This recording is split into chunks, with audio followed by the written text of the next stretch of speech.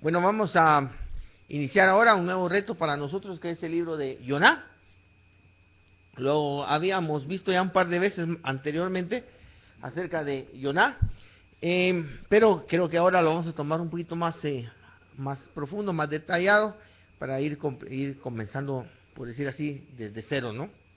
El libro de Yoná para muchos es insignificante, cuenta de una historia insignificante al decir que muy pocas personas pueden fundamentar un estudio de la Torá basado en el libro de Yoná. O sea, lo que quiero decir yo es que muchos maestros no toman el libro de Yoná como referencia o como base para alguna enseñanza.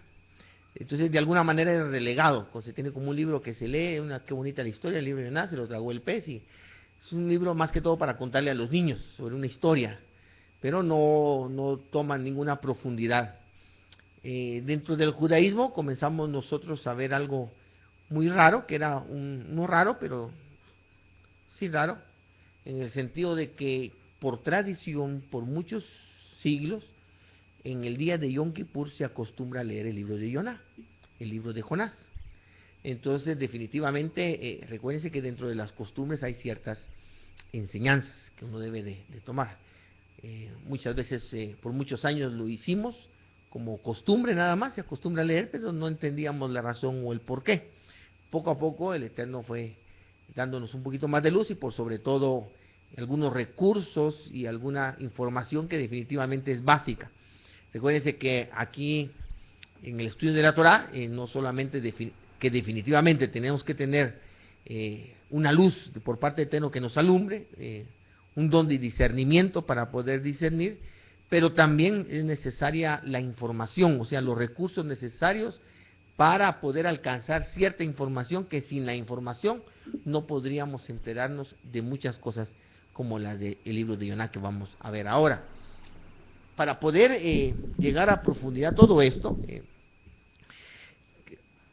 como que diseñé, si pudiéramos decir de alguna manera, el estudio como lo vamos a ir desarrollando, para ir introduciendo a alguien desde cero, porque hay muchas personas nuevas dentro de la comunidad, pero ir comenzando desde cero para ir comprendiendo la importancia del libro de Yoná hasta llegar hacia las profundidades. Como platicaba alguien, ya leí el libro de Yoná 2, 3 veces y no, como que dice, no le hallo la profundidad. Ese es el asunto, que en el texto es simplemente una historia muy bonita para contarle a los niños. Por eso es necesario entender que es un profeta, o sea, y es necesario porque estamos hablando de un libro de un profeta, Yoná es un profeta, ya de hecho de estar en la Tanaj, ya tenemos que su historia o lo que se escribió de él, no sabemos si él escribió su historia o alguien escribió su historia. Estamos hablando de una palabra profética, de un profeta, y a veces distorsionamos lo que es un profeta, no entendemos. De primer orden, tal vez lo más literal de lo que es un profeta es aquel que trae mensaje o la palabra de parte de otro. ¿Ya? Regularmente en el cristianismo se tiene la percepción de que profeta es aquel que dice, vendrán tiempos, como que de alguna manera pronostica, ¿ya? Podríamos decir, un profeta podría ser como el que pronostica el tiempo. Se pronostican para la próxima semana que verán lluvias, o sea, algo del futuro, algo que va a venir. Ese es un profeta dentro de la mayoría de la percepción cristiana. ¿Me decías algo, Meu? De alguna manera, profeta desde el punto de vista literal es aquel que trae un mensaje de otro. Eso quiere decir que como Moshe dijo que no quería hablar, entonces le dijo el Eterno que utilizara a Aarón y que Aarón hablara en lugar de él. Entonces dice, tú serás Elohim para Paró y Aarón será tu profeta, tu Naví. Porque entonces Aarón iba a hablar en lugar de Moshe, él estaría ejecutando la función de profeta. No está hablando de tiempos, no está hablando de pronósticos, no está hablando de que vendrán lluvias o vendrán tormentas, sino que simplemente lleva un mensaje de parte de otro. Eso es lo que sería un profeta, ¿sí? Sí, sí, como un vocero. Y también hay diferentes tipos de profetas, digámosle, por ejemplo, en la escuela Lubavitch, como dentro del judaísmo hay muchas escuelas, dentro del profeta Lubavitch, el mensajero, que en este caso cae, el profeta tiene 3 niveles, a ver si me acuerdo. El primer nivel es aquel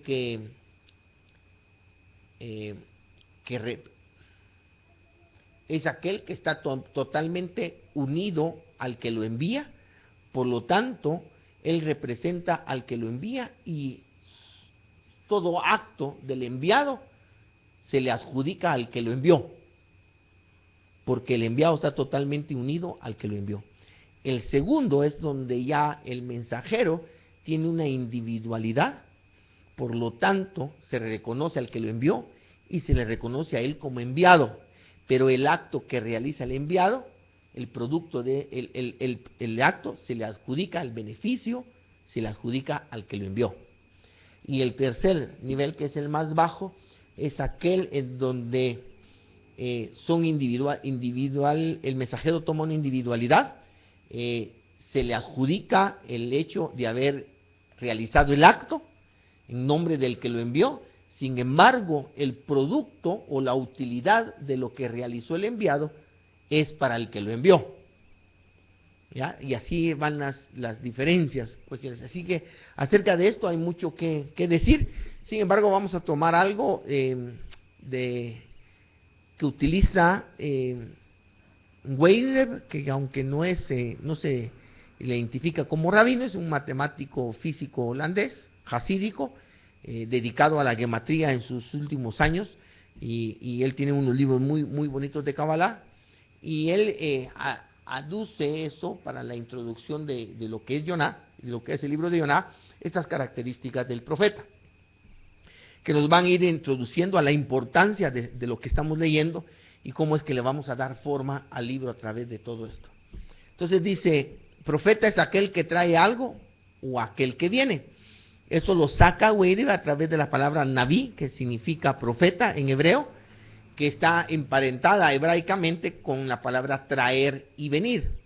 Por eso es que dice que el profeta es aquel que trae, porque la palabra Naví tiene que ver con traer, o que viene de otro lado. ¿Ya? Eso entonces dice que significa de ese modo que el saber que viene del Eterno, que es el que trae el profeta, trae algo consigo. O sea, el profeta siempre trae algo consigo. Por eso se le llama profeta. Y lo saca de la exégesis de la palabra Naví. Entonces, profeta es alguien que trae las cosas de más allá y fuera de tiempo. Cuando se dice fuera de tiempo, se refiere que esta persona está trayendo algo de un lugar, por decir una expresión, en donde el tiempo no tiene relación o no tiene influencia. Por eso se habla de algo más allá que está fuera del tiempo o de la influencia del tiempo. Eso es lo que sería un profeta. Entonces el profeta no dice lo que vendrá porque puede ver el tiempo, sino que él lo expresa de tal manera que lo que dice es válido para todos los tiempos y existe para todos los tiempos. Y al mismo tiempo es válido en una perspectiva macro para un pueblo, para toda la humanidad, como también para un individuo, y sabiendo también que lo que está expresado en el libro de Yoná, y como en todos los libros estamos hablando de una palabra profética, que viene de un profeta, también hay algo dentro de nosotros. Dentro de nosotros pudiera haber un Yoná. Entonces, ciertas partes de la historia que narra el libro de Yoná se puede acoplar con un poco de sabiduría a circunstancias cotidianas que nosotros vivimos. Ahí lo vamos a ver más adelante en el estudio del libro. Hoy vamos a tener algo un poco de lo que es una introducción para el libro. Entonces, por eso es que es válido para todos los tiempos y existe para todos los tiempos. Si la literatura o el vocabulario expresado por un profeta fuera de alguna manera lineal y plano, podríamos decir, no tuviera una validez para todas las generaciones y para todos los tiempos. sino que sería específico. Por eso es que las cartas de Rab Shaul, por ejemplo, de la mentalidad hebrea, jamás van a poder ser parte de la Tanaj, porque son lineales, si pudiéramos decir, son instrucciones específicas para un individuo,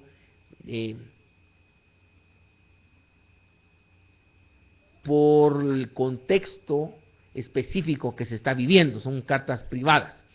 En cambio, la palabra profética tiene una profundidad, una dimensión que es válida para todos los tiempos, para todas las personas, desde una perspectiva macro, micro, y entonces no está limitada por el tiempo, porque recuérdese, profeta es aquel que viene o trae algo de aquel lugar en donde no está afectado por el tiempo.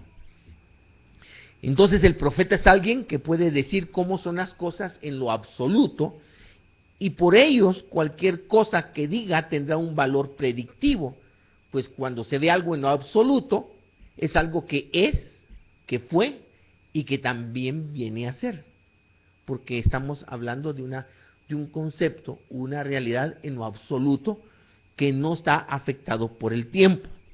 De ahí es donde los libros, las palabras de los profetas tienen un valor cíclico.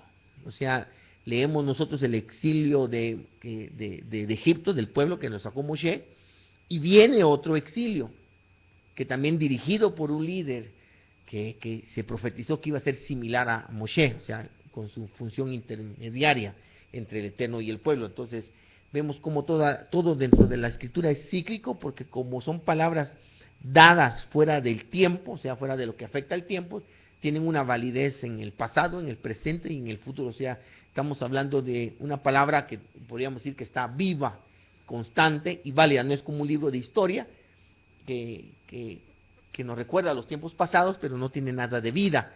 No hay algo que nos enseñe, no tiene principios válidos para nuestra actualidad. Esa es la diferencia de un vocabulario profético, que es lo que estamos estudiando a través de todo esto. ¿Sí?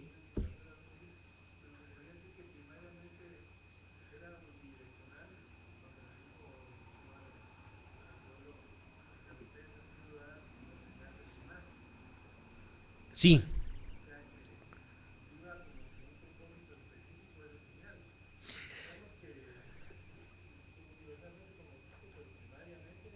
No, era unidireccional. ¿Por qué?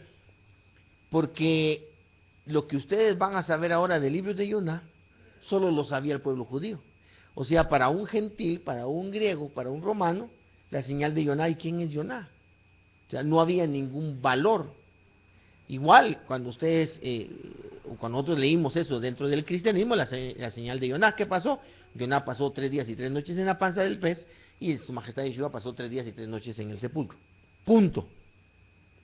Cuando vamos a aprender todo lo que vamos a aprender, vamos a ver todo el trasfondo que había cuando él dijo la señal de Jonah, porque si ustedes miran, eso es todo contradictorio. Jonah estuvo en la panza del pez por desobediente, por no querer cumplir la palabra del Eterno. Sin embargo, eso no lo podemos aplicar a su majestad Yeshua. Entonces, ahí es donde hay una posible contradicción, cuando vemos el porqué. Aunque la mentalidad hebrea es puntual, que eso hay que tener cuidado. Lo que acabo de hacer yo con el pensamiento, con eso de que la razón por la que Jonah estuvo en la panza era distinta, eso es una mentalidad griega, o sea que abarca todo. En cambio, en la mentalidad hebrea se pone un ejemplo específico, pero no es todo lo que está a su alrededor, sino pasó 3 días y 3 noches en la panza, y así el Mesías 3 días y 3 noches. La razón por la que estuvieron ahí puede ser distinta, pero uno en la mentalidad griega siempre trata de abarcar. Como por ejemplo, todo el pueblo quedó postrado en el desierto. Rab Shaul hace la referencia. Sean pues ustedes diligentes, no vaya a hacer que queden postrados en el desierto como nuestros padres quedaron postrados en el desierto. Entendiendo que todos los que quedaron postrados en el desierto no fueron salvos, en la mentalidad cristiana. Entonces rápido el cristiano amplía el ejemplo y entonces Moshe no fue salvo, ni Aarón. Solo para mostrarles un ejemplo, la mentalidad griega amplía, la mentalidad hebrea es específica cuando toma un ejemplo, pero no podemos tomar todas las demás referencias. ¿Ya? Entonces, pero sí existe una profundidad mayor cuando él dice, escoge la señal de Yoná como señal para esa generación perversa. Si es específica, porque si esa generación malvada pide señal y no se le hace nada, pero para él y para el interlocutor se le dice a la otra persona a quien él está diciendo, la señal de Yoná es sumamente profunda, o sea, sumamente profunda, y hay un contexto más rico de lo que cualquiera se puede imaginar que simplemente pasar 3 días y 3 noches en la panza del pez.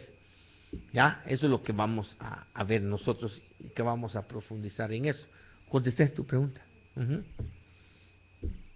El profeta es un hombre que tiene esa conexión con lo absoluto, que ve las cosas tal y como estas son en realidad, en lo absoluto. Ve el cómo y el porqué de las cosas. Que eso es lo interesante. Cuando Adán pecó, que acabamos de platicar eso con Baruch, cuando Adán pecó, entró al mundo de la relatividad. O sea, cuando se le dice el fruto del árbol del bien y el mal, recuérdense que en la mentalidad hebrea se mencionan 2 extremos que significan una totalidad. Cuando se dice el Dios creador de los cielos y de la tierra, se está diciendo el que lo creó todo. No quiere decir que hay otro Dios el que hizo el agua, hay otro Dios que hizo el fuego, sino cielo y tierra es un extremo para decirlo todo. Cielo lo espiritual y tierra lo tangente, ¿no? Pues también cuando se habla del fruto del árbol del bien y el mal, se habla de una totalidad. Precisamente habla del mundo de la relatividad. Lo bueno y lo malo es relativo. Pero, dice Maimónides, perdió su capacidad de percibir lo absoluto, lo falso y lo verdadero. Perdió esa capacidad de diferenciar entre lo falso y lo verdadero. Por eso es que el profeta viene de lo absoluto, en donde todo no tiene relatividad, todo es absoluto. Algo es justo, falso o verdadero. No hay variaciones, no hay dependes, ya no hay relatividad. Entonces el profeta tiene la capacidad de ver algo en lo absoluto, en su valor no relativo de las personas, de las situaciones y de un pueblo y de todo lo que se está viviendo. Eso es lo que significa un profeta. En el caso del profeta, el tiempo no es muy importante, pues él ve las cosas en el mundo de lo absoluto, donde no tiene influencia alguna el tiempo. Las reconoce en lo absoluto, por eso el tiempo no es para él importante. ¿Ya? Entonces, por eso le digo, aquí se cambia totalmente esa percepción que se tiene del profeta que habla sobre las cosas futuras. Sino es alguien que habla en representatividad del Eterno, por lo tanto debe tener acceso a ese mundo absoluto que definitivamente está regido por esa vida. Porque en la mentalidad hebrea, en el pueblo hebreo han habido escuelas de profetas.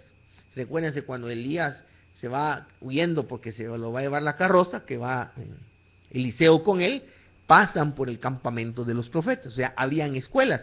La Torá dice en Números, cuando haya profeta entre ustedes, yo me le manifestaré a él por sueños o por visión, pero con mi siervo Moshe yo hablo boca a boca. O sea, el requisito es cuando haya profeta, yo me manifestaré a él. O sea, tiene que haber un profeta. Y entonces quiere decir, estamos hablando de un profeta que ha sido educado para hacer y cumplir esa función. Solo falta que el Eterno lo utilice, pero ya está hecha la vasija. Por eso habían escuelas de profetas, ¿ya? Y que el profeta puede hacer que nunca sea utilizado, pero estamos hablando de personas que tenían un conocimiento bárbaro sobre las leyes espirituales, que tenían un testimonio bárbaro, que eran personas totalmente influyentes en los cielos, pero que no habían sido utilizados para tal efecto, por poner un ejemplo. Entonces, por eso, cuando haya profeta entre ustedes, yo me le manifestaré. Pero puede ser que alguien sea profeta, pero nunca se le ha manifestado a alguien. ¿Ya? No se le ha manifestado el Eterno por visión, profeta, lleva mensaje o algo por el estilo, ¿sí? Se perdió todo, se perdió todo. O sea, Efraín murió. ¿Ya? Efraín murió. Y es interesante porque vamos a ver cómo esto también es importante porque la historia de Yoná se desarrolla en el reino del norte. Todas las cosas de las que se habla en el libro están en el norte.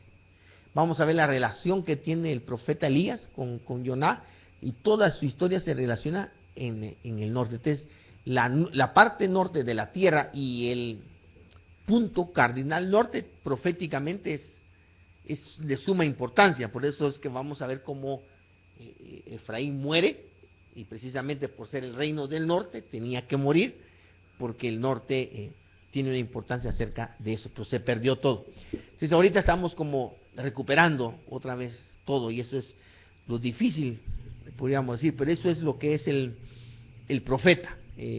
Trae algo que está fuera de este mundo, y lo difícil es poder manejar eso para transmitirlo en este mundo de una manera correcta. Entonces estamos hablando de un profeta donde el tiempo no es afectado. Todo esto está para entrar a lo que estamos estudiando, un libro profético. Entonces el profeta, estos son para el concepto de Rabbi Zuckerberg, el profeta utiliza un lenguaje metafórico y evocativo. Recuérdense que el lenguaje es el resultado de la percepción de la realidad de una persona.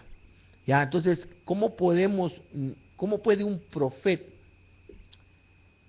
Toda palabra que articulamos, que un ser humano articula, tiene como base de nacimiento algo de la creación. Toda palabra de cualquier idioma. La única palabra en hebreo que no nace por algo creado es el nombre del Eterno, que no tiene ningún significado y no es utilizado nada más que para eso. Yahweh, bendito sea su nombre, no tiene ninguna comparación en este mundo. Y después, toda palabra que digamos, luz, ¿ya? Sensación, lo que produce este mundo en mí, o sea, toda palabra que yo utilice tiene un concepto en el mundo de la creación, en la relatividad de esta creación.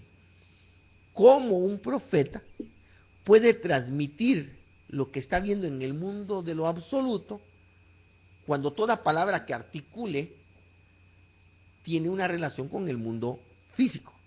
¿Cómo poder hacer para que esas palabras no desfiguren o no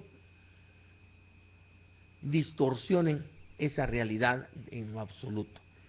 Entonces, tienen que utilizar un lenguaje metafórico y evocativo, que de alguna manera, ¿cómo es lo contrario de místico? Desmistificar lo oculto, sin que el lenguaje que se utilice distorsione esa realidad. Por eso dice Rabbi Zuckerberg que el profeta utiliza un lenguaje metafórico y evocativo. Esto quiere decir que expresa conceptos por medio de figuras que hace recordar algo que se ha percibido, aprendido o conocido en el pasado. Algo que sale del interior de nuestro corazón.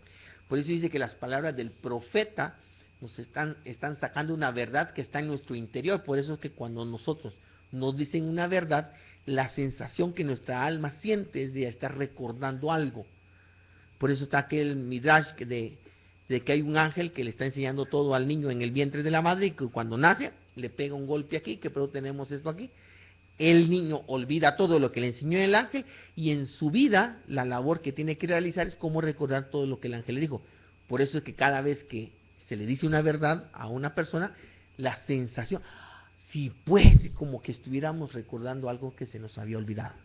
Por eso utiliza ese lenguaje, como digo, de alguna manera metafórico, porque como decimos nosotros, el ejemplo que siempre les pongo, cuando digo dentro de nosotros siempre hay un Moshe, hay una parte de nosotros que sabe lo que es correcto, que sabe lo que tenemos que hacer, pero también hay, entonces vemos como el lenguaje que la Torah nos expresa, el exilio de Egipto, de una manera metafórica, es verdadera y efectiva para nuestra vida interior día tras día. Se transmite un lenguaje, o sea, no solo es una historia que nos está diciendo lo que sucedió, sino está escrito de una manera metafórica y evocativa para poder transmitir algo del mundo absoluto. Pero para eso tenemos que estar en esa sintonía. No podemos leer nosotros, como dice Baruch, una literatura de una manera unidireccional cuando no la tiene. Entonces tengo que estar en esa misma sintonía. Como cuando leemos un poema que tiene un lenguaje específico, una rima, ¿ya? No lo podemos evaluar. La famosa canción aquella hay una canción, El Gato Azul, ¿no? Sí, ¿cómo es esa canción esa? Pues Roberto Carlos.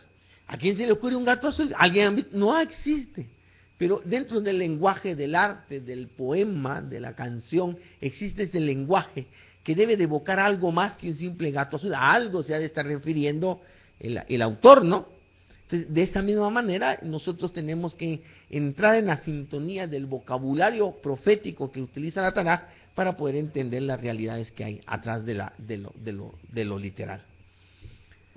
Entonces, todo lo que el Eterno dice por medio de un profeta pasa de un estado potencial a un estado existencial. Antes de que la palabra exista, todo existe en potencia. Hasta que la palabra es expresada, lo potencial pasa al mundo de la existencia. ¿Ya? Recuérdense que desde el punto de vista del Eterno, no funciona como nosotros.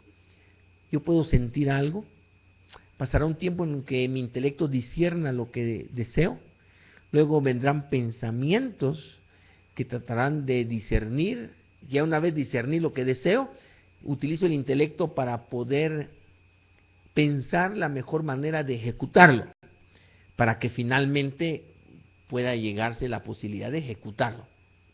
Entonces existe un procedimiento desde que yo deseo hasta llegar al acto. Desde el punto de vista del Eterno no existe eso. No es algo que podamos decir que el Eterno ha estado pensando desde hace mucho tiempo, pero no existe eso. Un pensamiento por parte del Eterno hace realidad todo. Por eso lo interesante es que la palabra expresada por el Eterno, en estos casos a través de un profeta, pasa de lo potencial, porque antes de que algo exista, todo existía, pero en potencia. Todo estaba en el Eterno, en potencia. Pero a través de la palabra, lo que estaba en potencia pasa a ser existencial. Entonces, algo que no era, ahora es a través de la palabra. Nos pasa inclusive en nuestra propia realidad. Yo puedo estar pensando en algo, poner un negocio, puedo estar pensando en millones de cosas, pero cuando yo le digo a alguien, fíjate que voy a poner un negocio, ya todos, aquel va a poner un negocio. Y de alguna manera hacia esa palabra afirmativa, hacia lo que he estado pensando, me compromete y crea una realidad. Voy a poner un negocio. Entonces, esa idea pasa a lo existencial. Viene todavía el potencial que el ser humano debe tener para poder concretar eso, pero ya existe, ¿me explico? Algo así es la palabra del Eterno. Desde el momento que la expresa el profeta, pasa del mundo de la potencia a la existencia. Y es algo que ya es. Entonces, de alguna manera esa palabra profética también vivifica este mundo, como la lluvia transmite vida a la tierra para que dé su fruto. ¿Ya? Entonces, ¿por qué? Porque son semillas que vienen de lo absoluto a irradiar vida al mundo de la creación que se ha alejado a través de la evolución, se ha alejado de su origen. Entonces esa palabra viene a recordar algo. Por eso es que siempre dice el Eterno a través de los profetas, volver a las sendas antiguas. Si dos palabras que tienen el mismo valor numérico nos muestran una misma raíz en el mundo espiritual, más aún cuando una misma palabra tiene dos maneras de utilizarse. Para los que no saben un poquito de gematría, el vocabulario hebreo tiene una característica de que cada letra tiene un valor numérico. O sea, que de cada palabra yo puedo sacar un valor numérico de la palabra, sumando los valores individuales de cada letra. Cada palabra en hebreo tiene un valor numérico. Eso es lo especial del idioma hebreo. Cada letra tiene un significado en sí mismo. Por ejemplo, la letra Dalet. Solo la letra Dalet tiene un significado, puerta. Tiene un valor numérico, 4. ¿Ya? Entonces, y aparte de eso, compone una palabra. Entonces tiene un valor numérico. Lo que estamos diciendo aquí es que cuando dos palabras distintas tienen un mismo valor numérico, la gematría nos dice que las palabras, aunque sean distintas, en el mundo espiritual tienen una raíz que los une. Les voy a poner el ejemplo tajante y antagónico. Es el Nahash y el Mashiach. Nahash se refiere a la serpiente de Bereshit, de Génesis, y Mashiach, pues estamos hablando del Salvador. Las dos palabras tienen el mismo valor numérico, 358. Eso quiere decir que en su raíz son lo mismo. ¿Se imaginan ustedes que el Nahash, que es el ícono de la maldad, hasta se le trata del anti-Mashiach, y el Mashiach es lo mismo?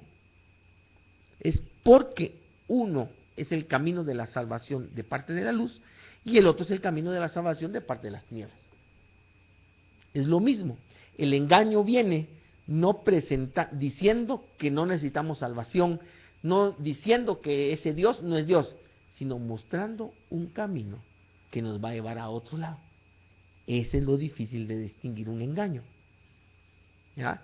¿Por qué? Porque Nahash y Mashiach, su valor numérico nos dicen que en esencia son lo mismo, un camino de salvación. Solo que uno es hacia un lado y otro es hacia el otro. Su Majestad Yeshua lo dijo. Uno es angosto, que pocos toman, y su fin es de vida, y el otro es ancho, que muchos toman, y su final es de muerte. Nahash y Mashiach. En su valor numérico. Entonces, si el valor, estamos hablando de dos palabras, Nahash y Mashiach, que en su expresión manifiestan opuestos en este mundo, en esencia, por su valor numérico, son lo mismo. Ahora se imaginan dos palabras que la forma de expresarse en este mundo no varíe, ¿cuánto más serán lo mismo en el mundo del absoluto? No sé si me explico. Dos palabras distintas que al leerlas expresen algo antagónico, opuesto, pero por el valor numérico llegamos a la conclusión que en esencia son lo mismo en el mundo del absoluto. Pero cuando baja esa palabra, se expresa dos opuestos. Cuanto más dos palabras que se lean igual y que tengan el mismo valor numérico, aunque son utilizadas de diferente manera, van a ser lo mismo en el mundo absoluto. ¿Me expliqué? ¿Vivi? ¿Me expliqué? ¿Sí? Es más todavía que estamos hablando de lo mismo. Y a eso es lo que voy ahorita. Más cuando una misma palabra tiene dos maneras de utilizarse, sin variar ninguna letra, ni el orden de las letras de las palabras. Como la palabra Yoná. En cualquiera de las maneras que se exprese o manifieste en este mundo, tiene una misma esencia o raíz en el mundo espiritual, y podríamos decir que estamos hablando de lo mismo. En el caso de Nahash y Mashiach tienen una misma raíz, pero en el caso de Yoná es lo mismo. Me refiero a que Yoná quiere decir paloma. ¿Ya? Eso quiere decir que en el mundo espiritual tenemos una Yoná. O sea, pongo una nube que estamos hablando de la esencia espiritual, pero dentro está Yoná. Cuando baja a este mundo, tenemos Yoná, el profeta, y de este lado tenemos la Yoná de Noaj, la paloma que Noaj envió cuando estaba en el arca para ver si ya había bajado el nivel de agua. Pero entonces quiere decir que Yoná de Noaj y Yoná, el profeta, no solo en su raíz son lo mismo, sino que son lo mismo en este mundo. ¿Me siguen ahí? Michelle, ¿estamos bien?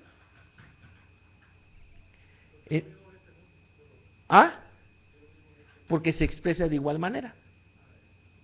Se lee igual, se pronuncia igual. Solo que uno está refiriéndose al nombre de un profeta y el otro está haciendo referencia a un animal, pero es la misma palabra. O sea que no sufren ninguna deformación en el descenso del mundo del absoluto a lo relativo. Como Nahash y Mashiach, que son totalmente opuestos y manifiestan en este mundo un opuesto, pero en esencia son lo mismo, ¿no? Pero aquí, en la esencia, en la raíz son lo mismo, y cuando bajan al mundo de lo relativo, siguen siendo lo mismo. ¿Ya? Ok. El valor numérico de Yoná es 71. Weinreb lo divide así, 70 frente al 1. Siempre 1, la letra, valor numérico es Aleph, que representa al Eterno. Entonces, cuando habla de 70 frente al 1, está hablando de la perfección frente al Eterno.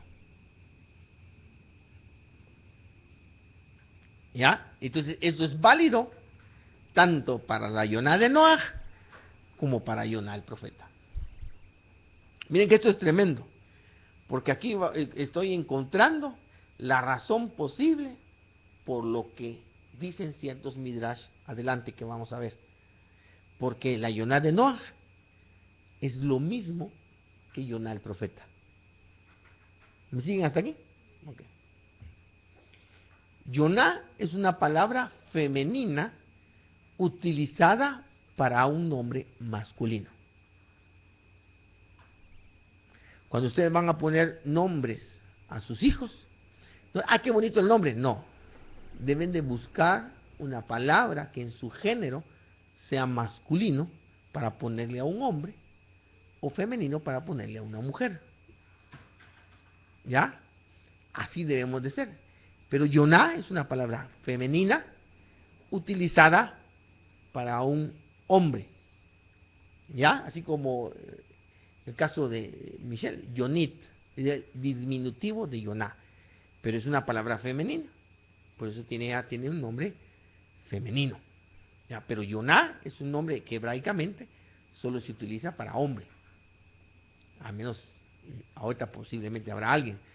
Pero Yoná es un nombre femenino utilizado por hombre. Entonces estamos hablando de la unión espiritual de lo femenino y lo masculino. Uno. ¿Ya? Como Adán, versículo 1:27. Y creó Dios al hombre, varón y hembra lo hizo. Feminidad y masculinidad en un solo elemento. Lo que nos está describiendo Yoná. Yoná es una palabra femenina puesto a lo masculino. Es la unión de lo femenino y lo masculino. ¿Vamos hasta ahí todo bien? ¿Estamos de Jaya ya? Bueno, todo bien. No ha suspirado, no ha dicho nada, está quieto. Pero está.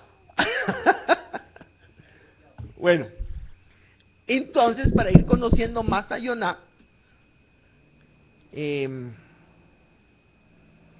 necesario que comencemos a ver la Yoná de Noaj. Y entonces vamos a conocer un poquito más la Yoná el profeta. Primero, tengo tiempo. Esta es mi última diapositiva porque, como yo le dije siempre que inicio un estudio es como encajar toda la información y no me da tiempo para terminar la diapositiva. Pero todo está aquí, solo es de ordenarlo y lo que cuesta al hacer una presentación es precisamente el ordenar los pasos como uno va a ir, ¿no? Tenemos 3 veces que la Yoná de Noaj sale del arca. La primera vez, dice el texto, se va y regresa. La segunda vez se va y regresa con una hoja de olivo en su pico. La tercera vez se va y ya no regresa. ¿Qué quiere decir eso? Bueno, Rashi dice que esa paloma regresa con una hoja de olivo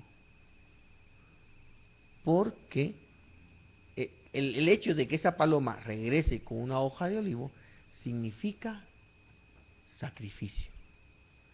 Dice Rashi, no lo digo yo, no me sé que yo no soñé esto ni tuve una visión.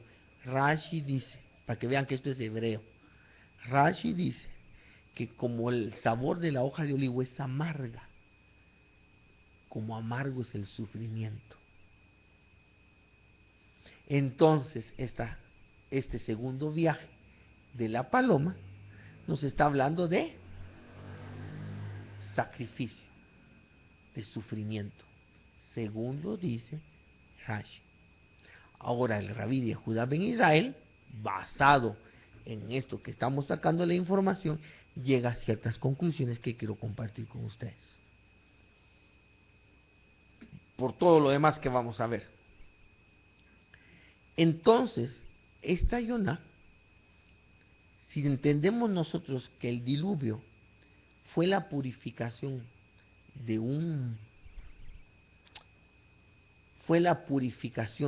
una creación, como una gran tevila que fue sumergida en agua para poder purificarla.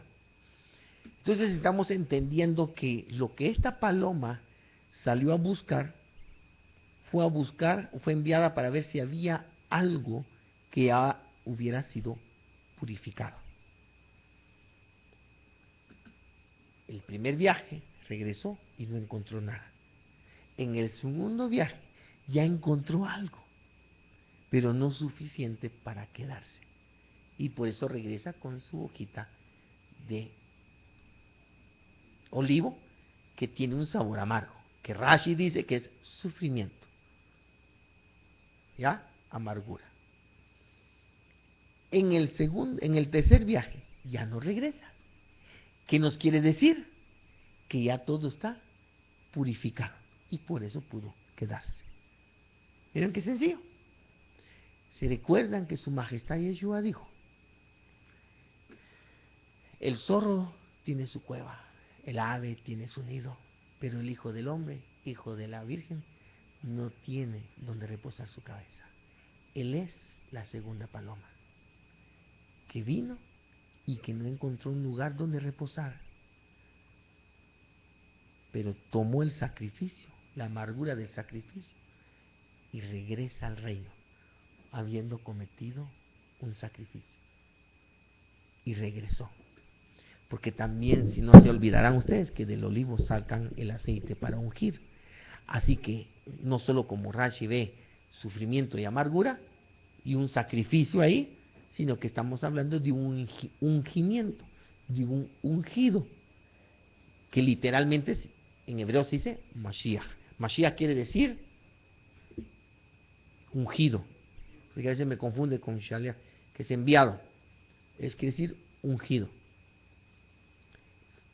Entonces Rabbi Yehudá saca sus conclusiones. ¿Dónde están estas tres palomas? Si su majestad Yeshua, como Mashiach ben Yosef, es la segunda, Mashiach ben David tendrá que ser la tercera. Por eso es que en nuestro libro de oraciones decimos que así como la Yoná de Noaj encontró un lugar donde reposar sus patas, que así el Mashiach encuentre entre nosotros un lugar donde reposar. O sea, un lugar que ha sido purificado. Entonces, la primera Yoná es la primera visitación, Monte Sinai, pero no encontró donde posar, porque la Torá no fue recibida por el pueblo.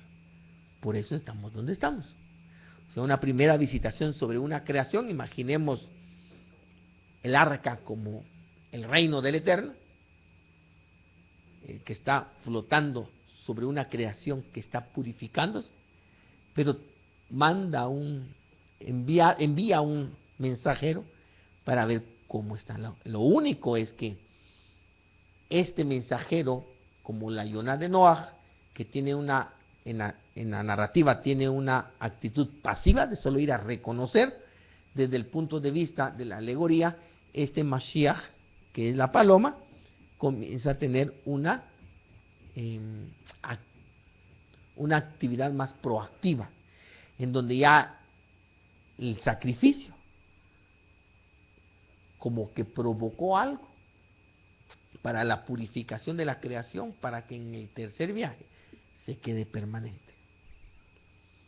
¿Me siguen hasta ahí? Ahora, ¿seré que Rabbi Yehudá está equivocado o está en lo correcto? Si estuviera en lo equivocado, si no tuviera la razón, ¿por qué la tradición oral dice que el profeta Yoná es el Mashiach ben Yosef?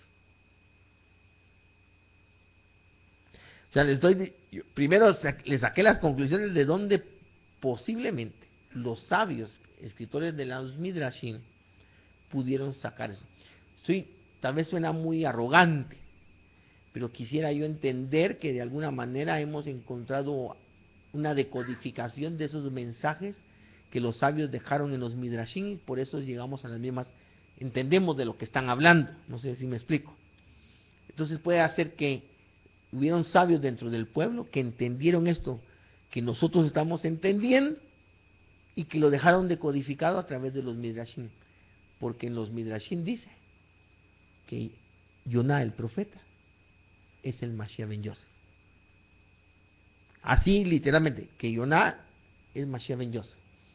Entonces ya comienza a tener más valor las palabras del Mashiach. Esta generación perversa pide señal, pero no le será dada más que la señal de Yoná. ¿Y qué dice la tradición oral? Yoná es el Mashiach ben Yosef. Entonces hay un trasfondo, hay una profundidad en esas palabras que apenas estamos introduciéndonos nosotros para ver la riqueza de todo esto, ¿verdad? Entonces, mucho, aquí creo que ya terminé, mucho de lo que nosotros vamos a basarnos para el estudio de Yoná está basado en la Kabbalah, en los Midrash y en la Mishnah. El valor de todo esto nosotros entendemos. Platicaba yo con otro maestro hace muchos años y decíamos, ¿qué pasó con todos esos que creyeron en el mensaje de su majestad Yeshua? Todos esos judíos, ¿qué se hicieron? ¿Verdad? Entonces llegamos nosotros a la conclusión de que muchos de ellos se quedaron como anónimos dentro del pueblo judío, sin decirse creyentes de su majestad Yeshua, y alcanzaron grandes liderazgos dentro de los magisterios del judaísmo. Y a través de los midrashim, a través de costumbres, a través de tradiciones, ellos dejaron de codificado mucho de lo que ellos habían entendido. Pero el que no tiene esos mismos códigos no puede descifrar todo eso que se quedó ahí. Porque, por ejemplo, algo que me pareció extraño dentro del judaísmo es la cena de Pesaj, en donde el judaísmo dice que el pan matzá, que está en las servilletas en la mesa de Pesaj, es en lugar del cordero de Pesaj. Entonces, ¿dónde sacaron eso ellos? Si su majestad Yeshua lo dijo, este es mi cuerpo y él es el cordero de Pesaj. ¿O será que un discípulo de él, no sé en qué generación, dejó esa enseñanza dentro del judaísmo disfrazada? Tenía algún grado de autoridad y él enseñó que como ya no había templo y no se podía sacrificar un cordero, este pan era en lugar de... ¿Pero de dónde lo sacó él? Si el primero que dijo eso fue su majestad Yeshua. Porque cuando su majestad Yeshua fue sacrificado, habían corderos de Pesaj. O sea, esa tradición viene después de su majestad Yeshua. Pero nosotros sabemos quién lo dijo primero.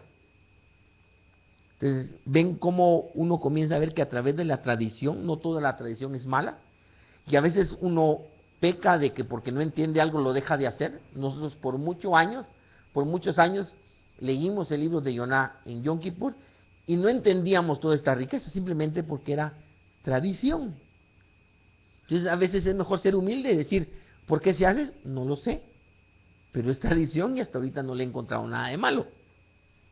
Que simplemente ir desechándolo solo porque no entiendo. Pero como la gente no es humilde y dice, no entiendo, no es Torah, y lo quita, entonces no encuentran todas estas perlas que muchos sabios dentro del judaísmo han dejado. Los midrash, por ejemplo. ¿Qué es un midrash? A lo largo de los años que tengo de estudiar Torah, tanto rabinos como rabinos judíos, no digamos los maestros dentro del mesianismo o movimiento de Efraín o todo, toman de una manera literal los midrash y los toman ahí donde comienzan los más grandes errores. ¿Por qué? Porque los midrash se desarrollaron en el primero y segundo siglo. No podemos decir que a su majestad Yeshua le llegaron a contar un midrash, eso ya había, que es lo que su majestad Yeshua eran parábolas.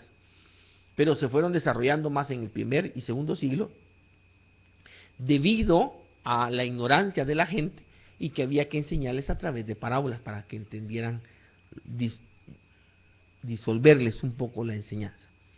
Entonces, yo quiero, para no decirles yo lo que es un midrash, voy a citar al rabí Moshe Haim Luzzatto, es uno de los líderes dentro de la Kabbalah, dentro del pueblo, en su libro, en su Sefer Ma'amar al-Haggadot. Eso fue escrito en el año 1746, fue el tiempo que él vivió. Vamos a poner, les voy a leer la definición, donde él dice lo que es un midrash, para que no le digan y no le cuenten, porque a lo mejor le mienten. Así usted dice, el Haim Luzzatto definió lo que era un Midrash, y dice así: los sabios codificaron adecuadamente las halajot, leyes religiosas que Hashem había encomendado a Moshe. Sin embargo, surgió un problema respecto de cómo registrar la ética divina y las enseñanzas de moral que Hashem había revelado a Moshe. Estas contenían principios morales e ideológicamente profundos que, cuando estuvieran escritos, podrían ser leídos por estudiantes de carácter impuro, que es lo que está sucediendo hoy y ha sucedido siempre. Los sabios temieron que cualquiera que no estuviese guiado por el temor divino y que estudiara la verdadera ética de la Torá, podría distorsionar su significado, que es lo que sigue sucediendo, aun si fuera un erudito. Y si los futuros estudiosos de estas explicaciones, los Midrashim, fueran también ignorantes, seguramente sacarían deducciones erróneas. Sin embargo, los sabios decidieron poner por escrito las enseñanzas morales de la ley, pero mediante un código secreto. Solo serían comprensibles para quienes poseyeran la clave del código maestro. Por lo tanto, disimularon dichas enseñanzas morales divinas, los Midrashim, en cuentos, adivinanzas, parábolas y proverbios enigmáticos. Estos serían inteligibles para los legos, o sea, los entendidos, ¿no? Solo serían descifrados por un círculo limitado de estudiosos de la ley cuyos maestros les hubieran transmitido dichas claves.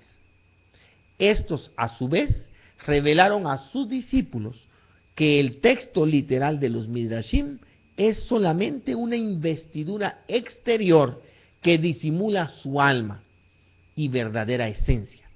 Si alguien leyera los Midrashim sin estar familiarizado con el código, eludiría su verdadero significado. Entonces, cuando el Midrash nos dice que Mashiach ben Yosef es Yoná, no está, a través de esa afirmación, solo está disfrazando algo profundo, que aquel que no tenga el código para descifrar lo que están diciendo los Midrashim no va a entender la profundidad de esto como usted lo va a entender ahora. ¿Ya? Entonces, la Torah oral nos dice, Yoná es Mashiach ben Yosef. Y ahí es donde terminamos nuestra introducción del personaje del libro de Yoná, para que veamos nosotros la profundidad que va a tener esto. En la siguiente semana vamos a ubicar, a través de lo que la Torah oral nos dice del personaje, lo vamos a ubicar dentro de su contexto histórico. Van a aprender ustedes cómo Yoná era discípulo de Eliyahu, ¿ya? Y Yoná era el niño de la viuda de Sarepta que estuvo salvaguardando la vida de Eliyahu. Por eso es interesante que ustedes se lean el libro de Yoná y también lean en el libro de Reyes la historia de la viuda de Sarepta, porque también vamos a estudiar la historia, como también es una palabra profética. Vamos a ver qué es lo que está evocando de nosotros, qué es lo que metafóricamente nos está enseñando la narrativa de la viuda de Sarepta con su experiencia con Eliyahu. Eso quiere decir que ese niño que murió del hijo de la viuda, mientras Eliyahu estaba escondido en su casa, y que Eliyahu resucita, porque se puso 3 veces sobre su cuerpo, era Yoná. O sea que en la historia del pueblo de Israel, los Midrashim, ya se hablaba de que Yoná había muerto y Eliyahu lo había resucitado. Cuando su majestad Yeshua dice, la señal de Yoná, estamos hablando de un profeta que de chiquito había muerto y había resucitado. ¿Ya? Entonces, aquí terminamos nuestra introducción del libro y ustedes ya podrán vislumbrar lo que nos viene a profundidad más adelante en el estudio del libro de Jonás. Feliz noche. ¿Preguntas? ¿No tienen allá en internet? Mordejai, ¿todo bien? Hable hoy o cae para siempre.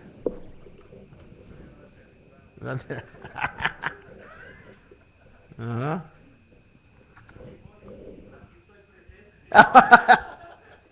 Shalom, bendiciones.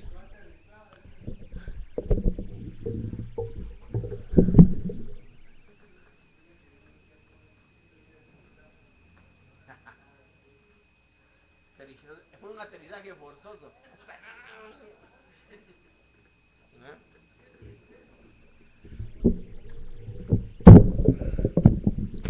No había test.